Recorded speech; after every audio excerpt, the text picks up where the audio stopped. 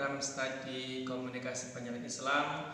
Untuk kesempatan yang berbahagia ini akan menerangkan 12 prinsip komunikasi yang merupakan tugas mata kuliah pengantar ilmu komunikasi. Langsung saja kita menuju ke 12 prinsip komunikasi dengan contoh videonya. Mari.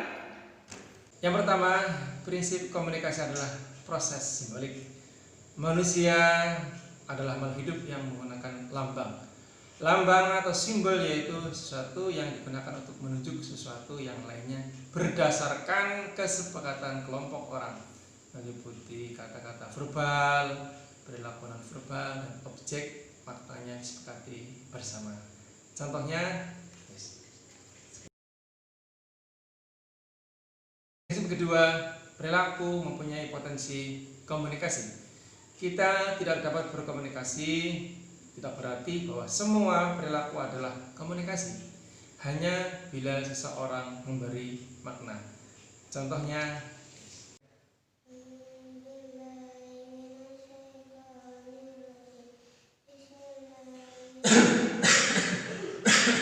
ketiga, komunikasi punya dimensi isi dan dimensi hubungan.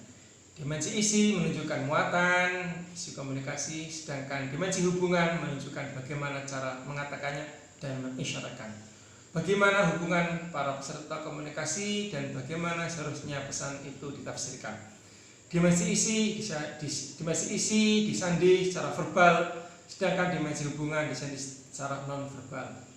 Sebagai contoh, kalimat "ayo ikut" dengan nada lembut bermakna perintah ayo untuk ikut mengikuti. Sedangkan apabila menggunakan intonasi tinggi maka bermakna larangan untuk mengikuti. Ayo ikut.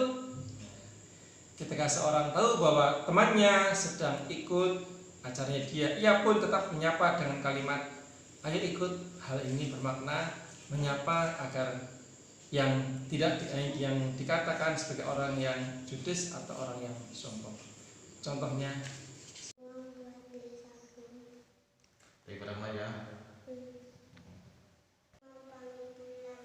anak apa tadi? Sakit? Ya nah, ngesuk nek wis mari ndang makan pondok ya. Prinsip yang keempat, komunikasi itu berlangsung dalam berbagai tingkat kesengajaan. Komunikasi dilakukan manusia dari yang tidak sengaja hingga yang sengaja dan sadar serta terencana melakukan komunikasi. Kesadaran akan lebih tinggi ketika berkomunikasi dalam situasi-situasi khusus. Sebagai contoh, ketika kita bercakap-cakap dengan seorang yang baru dikenal, tentunya akan berbeda sekali cara berkomunikasi ketika dibanding kita bercakap-cakap, ngobrol, berbicara dengan teman yang sudah bergaul sehari-hari, sudah sering ketemu. Akan tetapi, kita juga akan berkomunikasi dengan kesadaran lebih tinggi dengan teman sehari-hari kita apabila teman tersebut menyampaikan berita yang sangat menarik bagi kita. Adanya perilaku-perilaku dalam berkomunikasi akan menimbulkan asumsi-asumsi orang lain yang bisa benar atau belum tentu benar secara mutlak. Sebagai contoh, ketika seseorang mahasiswa mempresentasikan makalahnya dengan sering menggaruk-garuk kepalanya atau dengan sering menggeleng-gelengkan kepala atau seperti dengan berbicara terbata-bata, maka kita akan berasumsi bahwa mahasiswa tersebut kurang siap dan kurang menguasai mata kuliah atau isi makalahnya. Walaupun mahasiswa tersebut tidak demikian, untuk membuktikan bahwa niat atau kesengajaan bukan syarat mutlak berkomunikasi, dapat dilihat dari contoh kasus sebagai berikut. Ketika anak muda yang belum tahu tata krama Jogja, Solo berjalan di depan orang lebih tua pada masyarakat Jogja dan Solo klasik, dan ia tidak membungkukkan badan, maka dia akan dicap sebagai anak yang tidak punya tata krama walaupun anak itu tidak sengaja. Contohnya, kepada Bapak tokoh masyarakat serta para alim ulama yang selalu kita muliakan, kepada Bapak, Ibu, dan kaum muslimin yang saya hormati. Pertama-tama marilah kita panjatkan puja dan puji syukur kehadirat Allah Subhanahu wa Ta'ala yang telah memberikan anugerah dan karunia kepada kita, sehingga kita masih diberi kesempatan bisa berkumpul di majelis malam ini. Prinsip yang kelima, komunikasi terjadi dalam konteks ruang dan waktu. Pesan komunikasi dikirim oleh pihak komunikan baik secara verbal maupun non-verbal, disesuaikan dengan tempat di mana proses komunikasi itu berlangsung, kepada siapa pesan itu dikirim, dan kapan komunikasi itu berlangsung.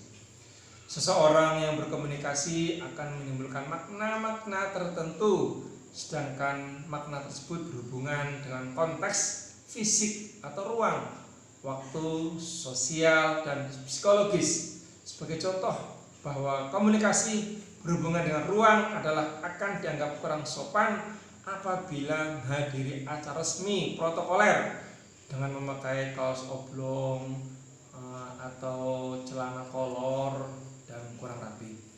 Adapun waktu dapat mempengaruhi makna komunikasi, dapat digambarkan sebagai berikut.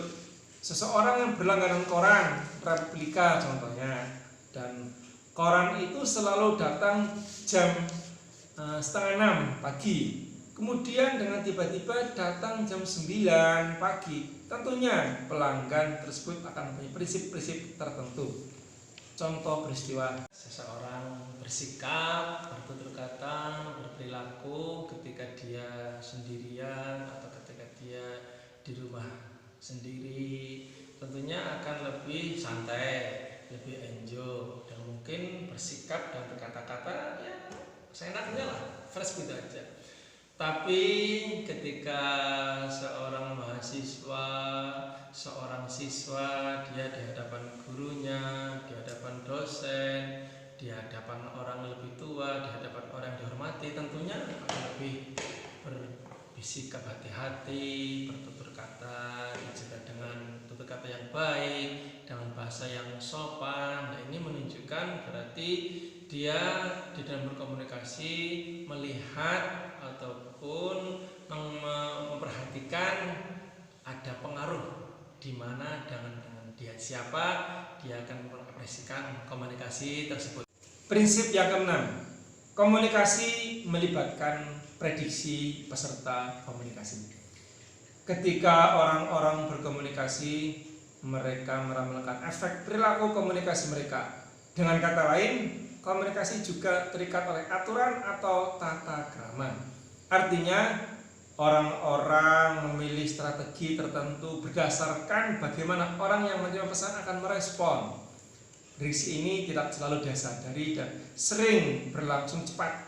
Kita dapat memprediksi perilaku komunikasi orang lain berdasarkan personalisasinya. Misalnya, Anda mengetahui bagaimana tata krama dan berbahasa ketika Anda berhadapan dengan orang yang lebih tua, orang tua Anda, atau orang lain yang lebih tua. Misalnya, tidak dapat menyapa orang tua Anda dengan kamu, atau lu, atau ente misalnya. Tentunya akan menggunakan kata-kata yang lebih sopan. Contoh peristiwa. Turun bersama. Ini kan gue ngurung, ya karena kan tuh ditakoni kalau kayak cuma apa turun, jawabnya turun, tapi aku tuh makai apa cereng. Prinsip yang nomor 7, komunikasi itu bersifat sistematik. Setiap individu adalah suatu sistem yang hidup, living system. Organ-organ dalam tubuh kita saling berhubungan. Kerusakan mata dapat membuat kepala kita sedikit pusing. Bahkan unsur diri kita yang bersifat jasmani juga berhubungan dengan unsur kita yang bersifat rohani. Komunikasi juga menyangkut suatu sistem dari unsur-unsurnya.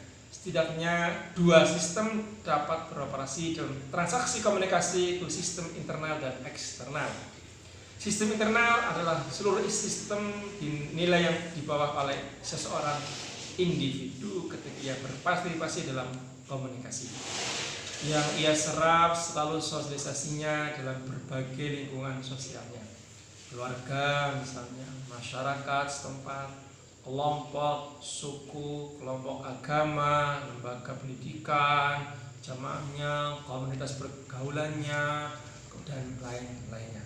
Sistem internal ini mengandung semua unsur yang membentuk individu yang unik. Kita hanya dapat menduganya lewat kata-kata yang ia ucapkan dan perilaku yang ditunjukkannya. Jumlah sistem internal ini adalah sebanyak individu yang ada.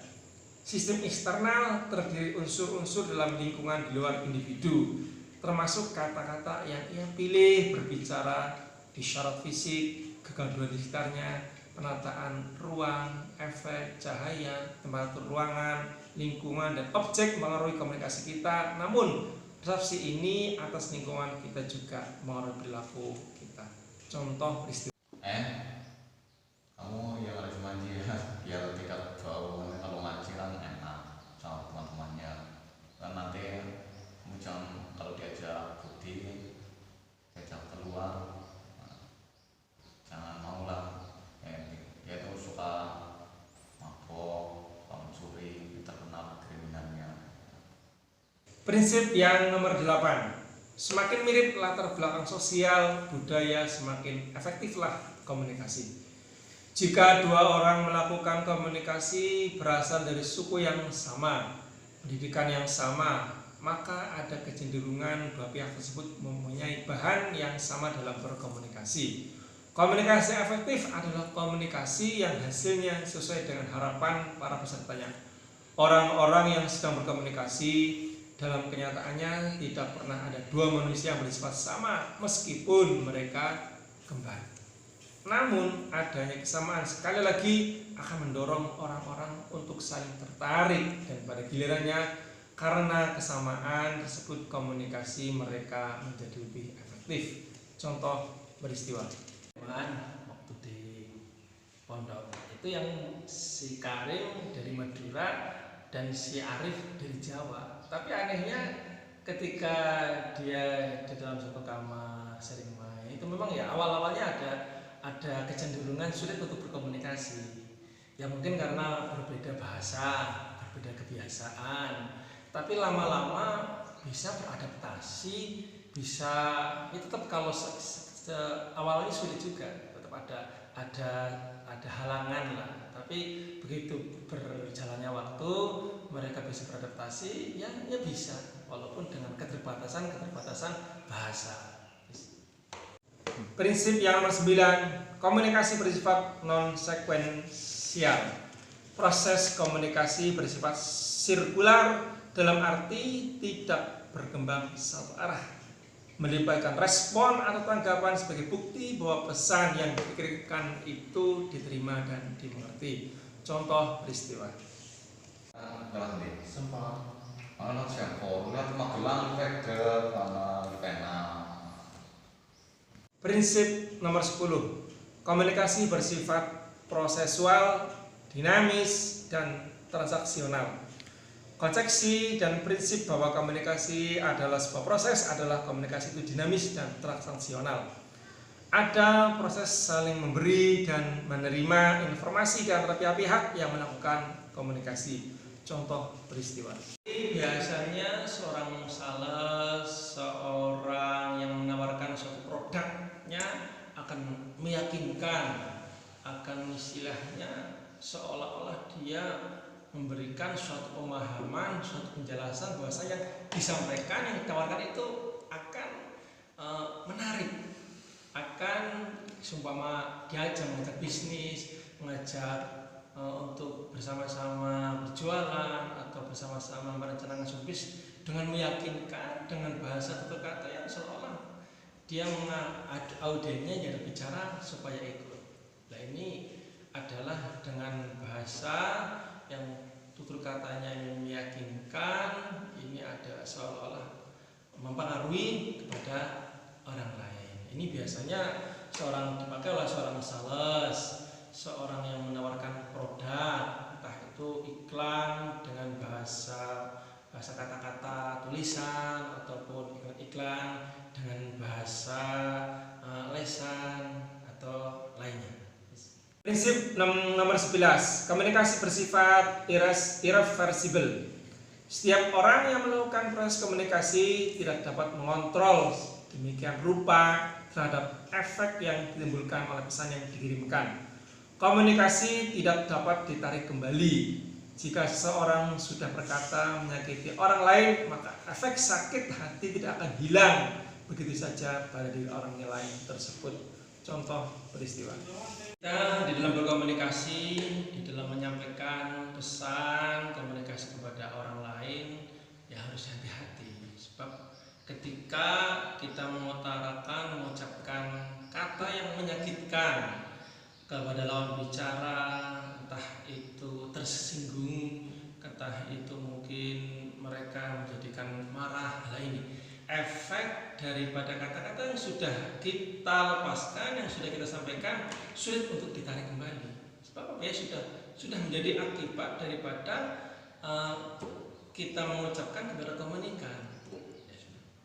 Prinsip yang ke-12, komunikasi bukan panesa untuk menyelesaikan berbagai masalah.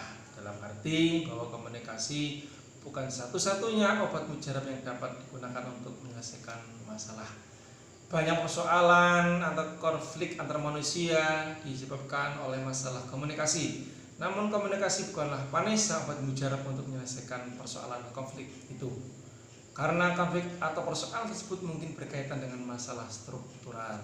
Contoh masalah keluarga, dalam masyarakat, kadang komunikasi sangat penting. Apalagi ketika ada permasalahan, konflik keluarga ataupun konflik dalam masyarakat, itulah peran komunikasi sangat penting dan bisa menyelesaikan masalah. Walaupun itu bukan suatu hal salah buat mujarab, akan tetapi bisa menyelesaikan masalah. Sebab kadang permasalahan antar suami istri, antara saudara, antar tetangga ataupun antar teman itu karena kurang lancarnya komunikasi ataupun komunikasi yang tersumbat ataupun sehingga salah di dalam berkomunikasi yang mengakibatkan komunikasi kurang benar dengan tujuan yang disampaikan sehingga terjadi miskomunikasi. Nah, disitulah timbul permasalahan. Di lain pihak juga kadang permasalahan yang ada dalam keluarga, suami istri, saudara, masyarakat bisa terselesaikan dengan adanya komunikasi yang baik. Misalnya ketika ada acara mau membangun tempat ronda misalnya, karena kurang komunikasi antara Pak RT dengan warganya, dia menarik iuran dikira untuk acara yang lain. Tapi ketika Pak RT menerangkan bahwasanya tarikan tersebut adalah untuk membuat gardu kamling tempat ronda sehingga masyarakat paham, warga tahu dan masalahkan yang tadi masalah bisa terselesaikan dengan adanya komunikasi. 12 prinsip-prinsip komunikasi yang kami ketengahkan sebagai penyelesaian tugas mata kuliah ilmu pengantar ilmu komunikasi.